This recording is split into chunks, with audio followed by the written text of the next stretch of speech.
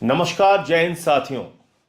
बंगाल के चुनाव का परिणाम आने के बाद कहीं खुशी कहीं गम का माहौल है। जाहिर सी बात है, जहां पे जो पार्टी चुनाव जीती है उसको जश्न मनाने का हक है, लड्डू बांटने का हक है। लेकिन जो लोग चुनाव में हारे हैं उनको मारने का, पीटने का, उनके कार्यालय जलाने का, हिंसा करने का या उन पार्टियों के समर्थकों को सड़कों पर पीटने का अधिकार किसने दिया है? यह कौन सा लोकतंत्र है? जो दृश्य और तस्वीरें बंगाल से आ रही हैं और पूरा का पूरा गोदी मीडिया खामोश है, केंद्र की मोदी सरकार खामोश है। क्या हम बंगाल को मणिपुर बनाना चाहते हैं? क्या हम बंगाल में हिंसा को एक एक इलाके में पहुंचाना चाहते हैं? यही तो खतरा है बीजेपी से। भारतीय जनता पार्टी जिन क्षेत्रों में उसका उदय होता है वहां हिंसा का उदय होता है, गुंडागर्दी का उदय होता है, लोगों के अधिकारों को कुचलने की शुरुआत होती है। और यही बंगाल में हो रहा है। और आप देखिए कि पूरा का पूरा गोदी मीडिया खामोश है, केंद्र की मोदी सरकार खामोश है। अब वो केंद्रीय सुरक्षा बल दिखाई नहीं दे रहे हैं, अब वो चुनाव आयोग कहीं दिखाई नहीं दे रहा, उसकी सख्ती कहीं दिखाई नहीं दे रही है।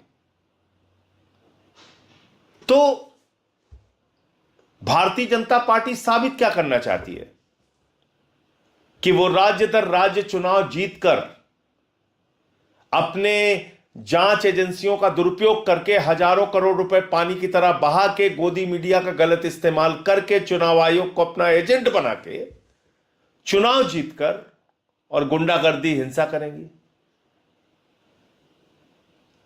क्योंकि यह आपको सोचना होगा कि देश तो आपका है।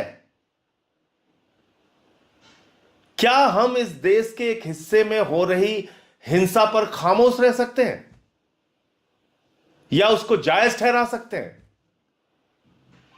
कल मैंने देखा कि वहां पे लेनिन की मूर्ति तोड़ी जा रही थी।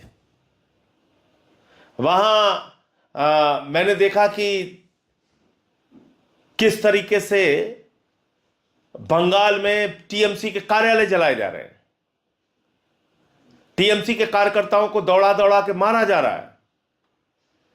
ममता बनर्जी की एक रिश्तेदार पोलिंग बूथ पे जा रही हैं, उनको भाजपा के गुंडे अपमानित कर रहे हैं। तो इससे बंगाल मजबूत होगा क्या? इससे यह देश मजबूत होगा क्या? इससे आपके बच्चों को शिक्षा मिल जाएगी, आपके स्वास्थ्य की व्यवस्था अच्छी हो जाएगी, देश तरक्की के रास्ते पे पहुंच जाएगा, पानी बिजली की सुविधाएं अच्छी हो जाएंगी, सड़कें बन जाएंगी। ऐसा होगा क्या? आपको रोजगार मिल जाएगा? नहीं, एक नया रोजगार आपको मिल गया, हिंसा का रोजगार, गुंडागर्दी का रोजगार, अवैध वसूली का रोजगार, तानाशाही करने का रोजगार। यह रोजगार मिल गया बंगाल में आपको। तो इसलिए मैं यह कहना चाहता हूं कि यह रोने धोने का समय नहीं है, रोने धोने और निराश होने का समय नहीं है। जब अत्याचार बढ़ने लगे तो अत्याचार से लड़ने वालों की संख्या भी बढ़नी चाहिए, अत्याचार के खिलाफ बोलने वालों की ताकत भी बढ़नी चाहिए, वरना तो यह अत्याचार असीमित हो जाएगा। मैं देख रहा था, कहीं अखबारों में छपा था 70% भारत के हिस्से पर भारतीय जनता पार्टी का कब्जा हो गया। तो क्या 70% हिस्से पर नहीं, मैं मान लीजिए 100% हिस्से पर भी भारतीय जनता पार्टी का कब्जा हो जाए तो उसको गुंडागर्दी करने का लाइसेंस मिल जाता है।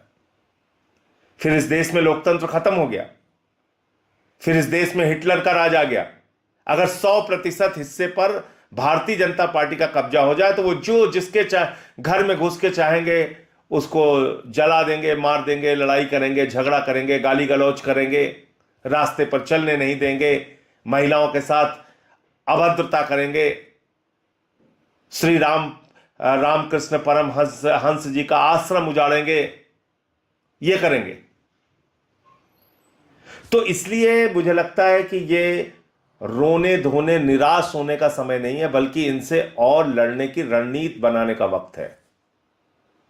देखिए, चुनाव के लिए जो तंत्र इन्होंने विकसित कर लिया है अपना, हजारों करोड़ रुपए पानी की तरह बहाते हैं, ईडी सीबीआई पुलिस का दुरुपयोग करते हैं, केंद्रीय सुरक्षा बल लगाते हैं, चुनाव आयोग के जरिए एसआईआर के माध्यम से लाखों करोड़ों वोट कटवाते हैं और उसके बाद चुनाव जीत जाते हैं। कहते बहुत लोकप्रिय है, बहुत लोकप्रिय हो गए मोदी जी, चोरी करके लोकप्रिय हो गए मोदी जी, लोकतंत्र को लूट कर लोकप्रिय हो गए मोदी जी, चुनाव में धांधली करके लोकप्रिय हो गए मोदी जी, बहुत लोकप्रिय हो गए मोदी जी।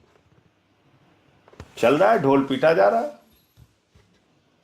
गोदी मीडिया लगा हुआ है गुणगान में। लेकिन इस तरह से इस देश की जो खूबसूरती है, विविधता में एकता, भारत की विशेषता जो है, वो खत्म हो जाएगी निश्चित तौर पे, ये मान के चलिए। इतना विभाजन कर दिया इन्होंने समाज के अंदर कि बहुत मुश्किल वक्त है। इसमें आप सबको एकजुट होकर इनके खिलाफ आवाज उठानी पड़ेगी। किसान आंदोलन इस बात का उदाहरण है। 1 साल तक देश के किसानों ने बगैर किसी राजनीतिक दल के सपोर्ट के, हम लोगों ने पार्लियामेंट में सपोर्ट किया वो अलग बात है, लेकिन बिना किसी राजनीतिक दल के समर्थन के अपनी किसानों की शक्ति की बदौलत मोदी जी की इतनी बड़ी तानाशाह सरकार को झुकाने के लिए मजबूर किया किसान आंदोलन ने। ऐसा ही कुछ बड़ा आंदोलन इस देश में चुनाव की निष्पक्षता को बनाने के लिए खड़ा करना पड़ेगा। ऐसा ही एक बड़ा आंदोलन जाति, धर्म, दल सब कुछ भूल के इस देश के हित में, लोकतंत्र के हित में, बाबा साहब डॉक्टर भीमराव अंबेडकर जी के द्वारा लिखे गए संविधान के हित में, इस देश के चुनावी व्यवस्था को बचाने के लिए, इस देश में हो रही चुनावी धांधली से मुक्ति पाने के लिए एक बड़ा जन आंदोलन मिलकर करना पड़ेगा, संसद से लेकर सड़क तक। और एक लंबी लड़ाई है, नहीं कि एक दिन में या 1-2 महीने में रैलियां सभाएं करके ये चीजें आप ठीक कर सकते हैं, नहीं। इसके लिए एक बड़ा मन जनमानस का तैयार करना पड़ेगा। और अगर ऐसे ही आप निराश होते रहेंगे, एक हार मिल गई तो चुपचाप घर बैठ जाए, आपके पास कई विकल्प हैं। आप बंगाल के चुनाव के परिणाम के बाद यह मानकर के अब तो कुछ हो ही नहीं सकता, चुपचाप घर भी बैठ सकते हैं। अपने बीवी बच्चों का पेट पालने के लिए नौकरी करें, सुबह से शाम उन्हीं के बीच में टीवी देख के खुश रहें, ऐसा भी कर सकते हैं।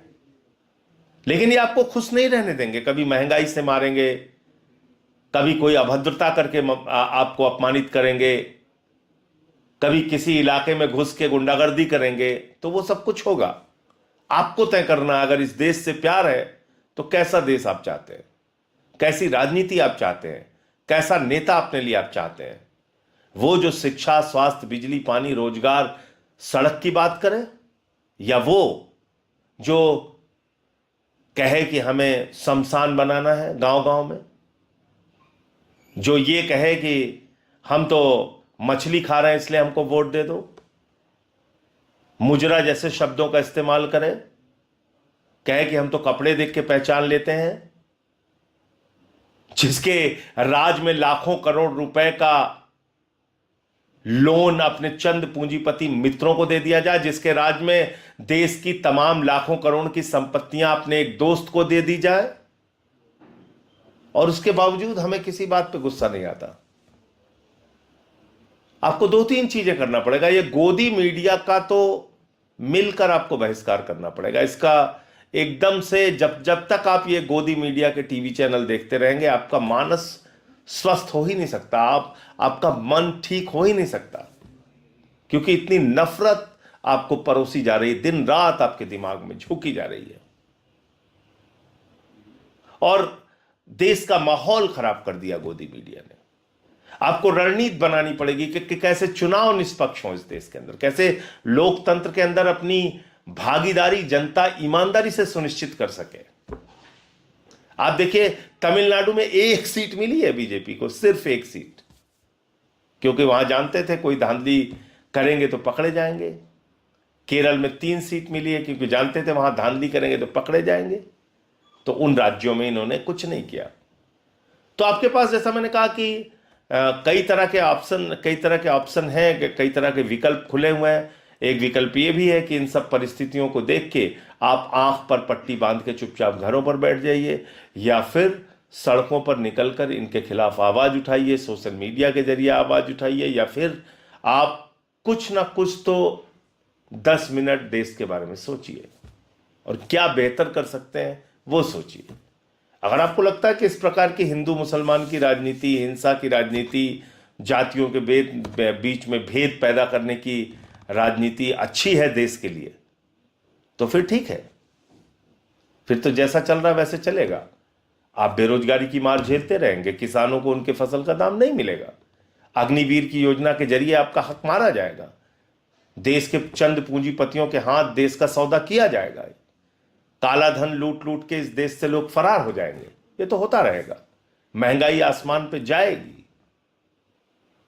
और इन सब के बावजूद ये बताया जाएगा कि महामानव है, महामानव है, महामानव है, और उसके राज में आप चुप रहिए और खुश रहिए। या फिर दूसरा ऑप्शन ये है कि जैसे इस देश के क्रांतिकारियों ने अंग्रेजों के 190 साल के शासन में, जिन अंग्रेजों का सूरज नहीं डूबता था, सूरज नहीं डूबता था का मतलब पूरब से लेके पश्चिम तक, उत्तर से लेके दक्षिण तक, हर जगह पूरी दुनिया में अंग्रेजों का राज होता था। वो शक्तिशाली अंग्रेजों का शासन, उस समय भी कुछ लोग थे जो अंग्रेजों के सिपाही बन के उनके इशारे पे नाचते थे, अंग्रेजों के लिए काम करते थे, अंग्रेजों के कहने पे अपने हिंदुस्तानी क्रांतिकारियों के ऊपर कोड़े बरसाते थे, जेल में यातनाएं देते थे, उस समय भी लोग थे। तो आप इन जो तानाशाह सरकार है मौजूदा मोदी अमित शाह की, इसका हिस्सा भी बन सकते हैं, इनके गुणगान करने के लिए, इस देश के लोगों के ऊपर कोड़े बरसाने के लिए उनके साथ खड़े हो सकते हैं। या फिर आप ये सोचिए कि 190 साल तक हमारे उन महान क्रांतिकारियों की मानसिकता क्या रही होगी, क्योंकि उनके सामने तो बिल्कुल अंधेरा था, वोट का अधिकार नहीं था, अपनी कोई सरकार नहीं थी, पैसे का कोई संसाधन नहीं था, गांव गांव में लोगों के बीच में घूम के लोगों को संगठित किया भारत को आजाद कराने के लिए। 190 साल तक अंग्रेजों से लड़ते रहे। राष्ट्रपिता महात्मा गांधी के नेतृत्व में, नेताजी सुभाष चंद्र बोस के नेतृत्व में, शहीद आजम भगत सिंह के नेतृत्व में, शहीद खुदीराम बोस के नेतृत्व में, शहीद अशफाक उल्लाह के नेतृत्व में, एक लंबी तादाद इस देश के अंदर रही है जिन्होंने अपने प्राणों की आहुति देकर इस देश को बचाया और आजाद कराया। निराश नहीं हुए, घर नहीं बैठे, ये नहीं माना कि हमको गुलामी का ही जीवन जीना है।